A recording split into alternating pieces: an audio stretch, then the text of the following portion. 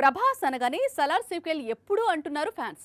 ప్రభాస్ నటించే మిగతా సినిమాలన్నీ ఒక ఎత్తు, సలార్ సీక్వెల్ ఒకటి మరో ఎత్తు. అందుకే ఈ సీక్వెల్ కోసం ప్రభాస్ అభిమానులే మాత్రమే కాకుండా పాన్ ఇండియా వెయిట్ చేస్తోంది. ఇంతకీ సలార్ సీక్వెల్ ఎప్పుడొస్తోంది? ఓటీటీలో సలార్ సెన్సేషన్ సృష్టిస్తున్నాడు.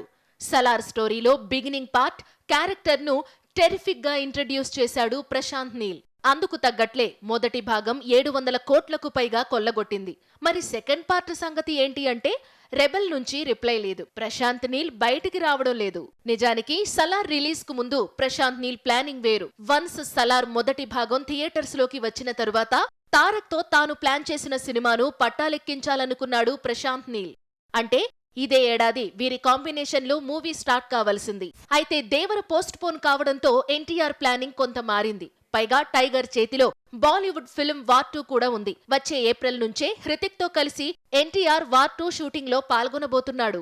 ఎన్టీఆర్ తన సినిమాలతో బిజీగా ఉండడంతో ప్రశాంత్ నీల్ రీసెంట్ గా టైగర్ ను కలిసి సలార్ 2 తెరకెక్కించేందుకు లైన్ క్లియర్ చేసుకున్నాడట. సలార్ సీక్వెల్ పూర్తయిన తరువాతే తనతో సినిమా చేయమని తారక్ చెప్పాడట. అందుకే ఏప్రిల్ నుంచే సలార్ 2 ను స్టార్ట్ చేసేందుకు ప్రశాంత్ నీల్ రెడీ అవుతున్నాడట.